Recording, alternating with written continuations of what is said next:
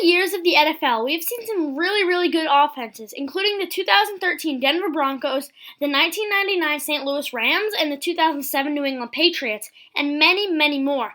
But which was the best offense of all time?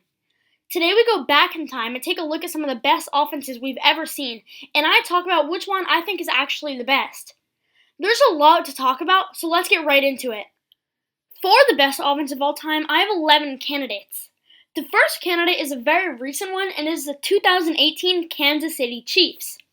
The Chiefs were one of the best teams in 2018, being led by second-year quarterback and first-year starting quarterback Patrick Mahomes. In his first year as the starter, he became the second quarterback in NFL history to throw 50 touchdown passes and 5,000 yards in a single season, which led to him being named NFL MVP. The Chiefs led the NFL in both yards per game and points per game, and even put up 565 points, which was third most in a single season of all time. The Chiefs didn't have a great running game, but their passing attack was one of the best in the NFL. They had an explosive deep wide receiver in Tyreek Hill, and one of the best tight ends in the league in Travis Kelce. The Chiefs were the number 1 seed in the AFC, but just missed the Super Bowl after losing in the AFC Championship game in overtime against the New England Patriots, who went on to win the Super Bowl.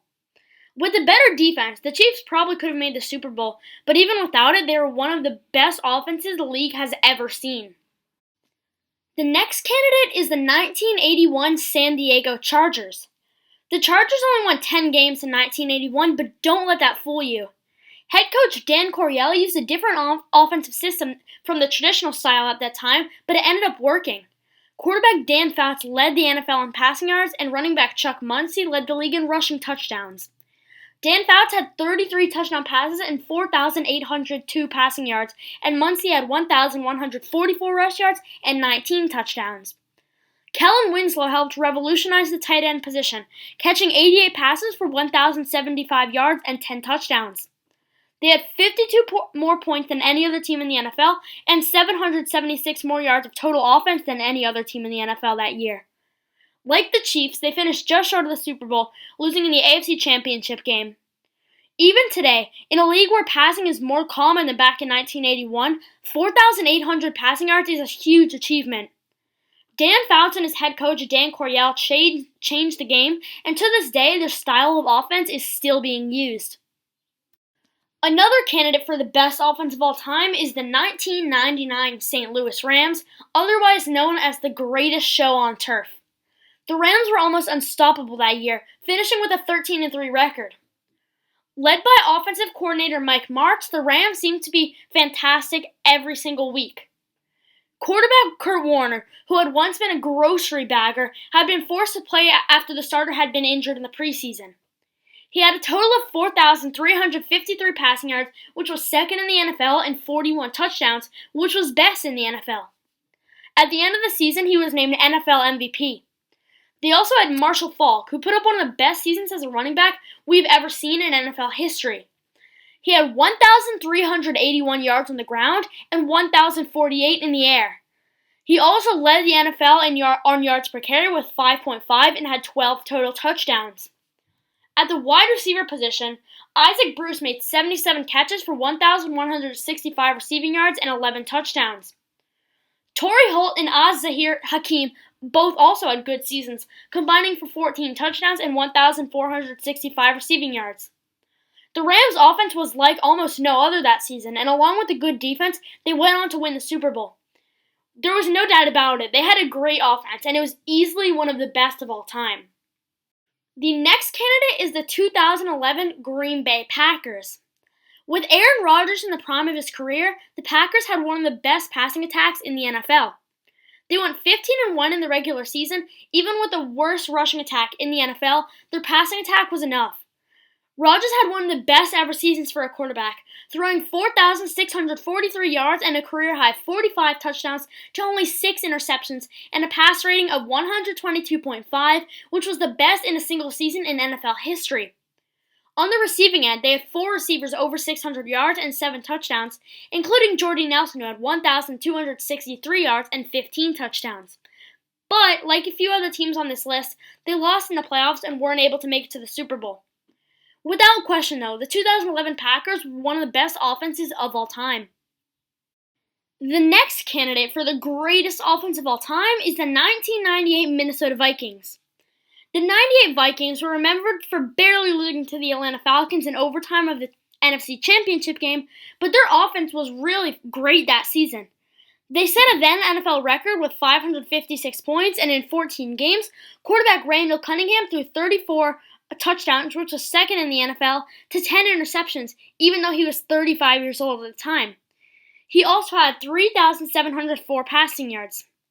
Running back Robert Smith had 1,187 rushing yards and 8 total touchdowns. Then they had their 1-2 punch at the wide receiver position. Veteran Chris Carter had been a top receiver in the league for many years, and even though he was 33 at the time, he put up 1,011 yards and 12 touchdowns. Those are great numbers, but it wasn't even the best on the team. It was second best to only 21-year-old rookie Randy Moss. He was almost uncoverable in his first season, making 69 receptions for a total of 1,313 yards, which was third in the NFL, 17 touchdowns, which was best in the NFL, and 19 yards per reception. Even with the loss in the NFC Championship game, the 1998 Vikings offense was almost unstoppable and were definitely one of the best the league has ever seen. The sixth candidate is another team in 1998, this time being the Denver Broncos.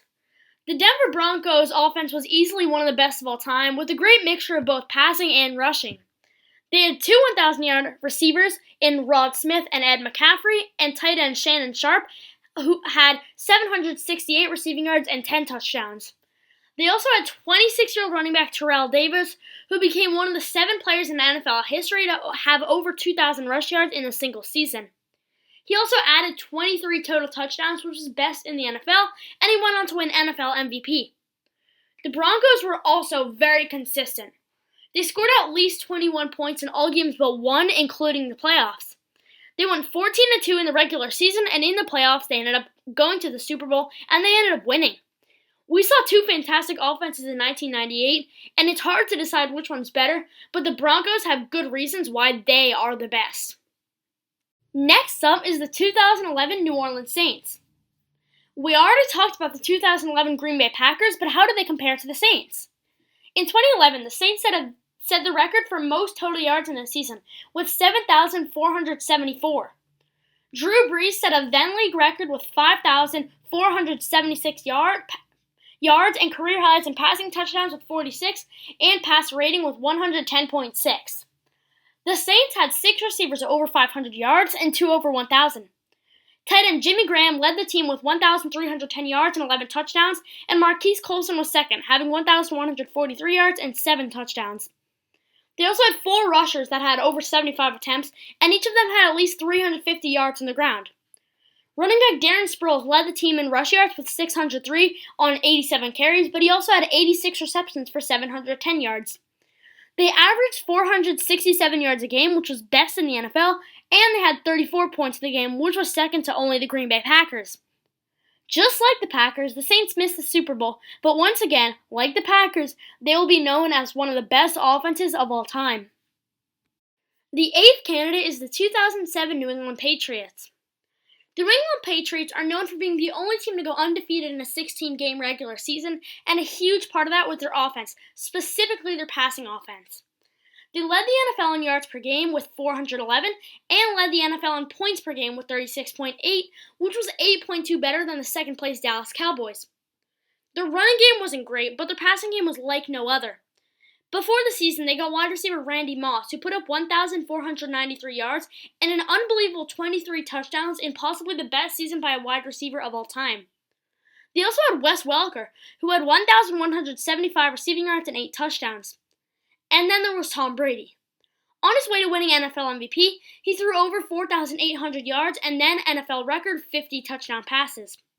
The Patriots went under 27 points only once, putting up 24 points in that game. They were shockingly defeated in the Super Bowl by the New York Giants, but the Patriots will go down as one of the best teams of all time, and their offense was a huge part of that. Next up is the 1984 Miami Dolphins. Led by head coach Don Shula, the Dolphins went 14-2. Quarterback Dan Marino put up 5,000 passing yards and 48 touchdown passes, which was unheard of at that time. His numbers were way better than anybody else in the NFL. They had two receivers with over 1,300 yards in Mark Clayton and Mike Duper, who combined for 26 touchdowns. Even without a top running back, the Dolphins easily made the playoffs, but fell to the San Francisco 49ers in the Super Bowl. The Dolphins definitely deserve to be on this list, especially since they were one of the first great offenses the league has ever seen. The 10th or second last candidate is the 2013 Denver Broncos. The Broncos ended up being destroyed by the Seahawks 43-8 in the Super Bowl, but during the regular season and the playoffs, they easily had one of the best offenses in the league. On his way to winning NFL MVP, Peyton Manning threw 5,477 yards and 55 touchdowns, which were both single-season NFL records. Along with that, they had a 1,000-yard rusher in Noshawn Moreno. They had two 1,200-yard receivers in Demaryius Thomas and Eric Decker, and they also had four receivers who had at least 700 receiving yards and 10 touchdowns. The Broncos led the NFL in yards per game and points per game. In fact, they set a record for the most points in a single season with 606. They had 10 more points per game than the second-best team and 40 more yards per game than the second-best team. The Broncos won 13-3 in 2013 and were truly unstoppable. Without a doubt, they should be a candidate for the greatest offense of all time. And the final candidate is the 1994 San Francisco 49ers. The 49ers were led by Steve Young, who, even though he was a good quarterback, couldn't be the perfect Joe Montana replacement, as even with a good team, he wasn't able to win a Super Bowl. That was until 1994. On his way to winning NFL MVP, Young threw 3,969 passing yards and 35 touchdowns. Along with that, he had 293 rush yards and 7 touchdowns, which led the team. One reason he had so many passing yards and touchdowns was his wide receiver. Even though he was 32, Jerry Rice went on to have 1,499 receiving yards, which was best in the NFL, and 13 touchdowns, which was second best. They put up a lot of points, as in 5 games, they had 5 games with at least 40 points. The 49ers went on to win the Super Bowl, and it would have been hard to not put them on this list. Now that we've taken a look at the contenders, it's time to narrow it down. I've narrowed it down to 5 offenses that I think are the best of all time. I'll count it down from 5th place to 1st place. Personally, in 5th place, I have the 2011 Green Bay Packers. The Packers almost missed the top 5, but they were dominant in 2011, so I decided to put them on. Aaron Rodgers put up unbelievable numbers, and it showed us the Packers went 15-1.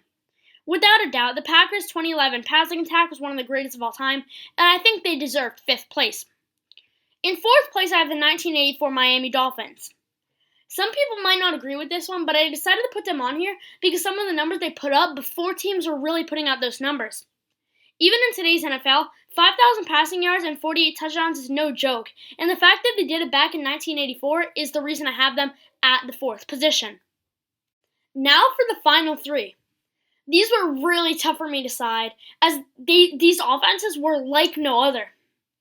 In 3rd place, I have the 2007 New England Patriots.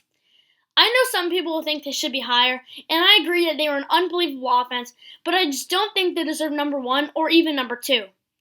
That does not mean I think they are a bad offense. Tom Brady easily had one of the best seasons for a quarterback of all time, and it showed since they were able to go undefeated in the regular season. I don't think they were the best, but no doubt about it, the 2007 New England Patriots offense was almost unstoppable. In 2nd place, I was really debating on it, but I decided to go with the 1999 St. Louis Rams. The greatest show on turf was nearly in spot number 1 because their offense was so good. In the end, I decided to put them in 2nd place, but they deserve to be on this list because of the balance of their offense, and also they were able to win a Super Bowl. And finally, at the number 1 spot, I have the 2013 Denver Broncos. The Broncos rewrote the record books, with Peyton Manning having arguably the best season by a quarterback of all time in 2013. Along with that, they had a 1,000-yard rusher. They led the league in points and yards per game, and for me, they are the best offense of all time. That is what I thought about some of the best offenses of all time, but what do you guys think? Tell me in the comment section below. Also, tell me if you want to see me do the same thing, but with defense. If you haven't already, feel free to subscribe for more daily NFL, college football, and just football in general, all that kind of content. Don't forget to leave a like, but that's going to be all for me for this video, but I'll see you guys in the next one.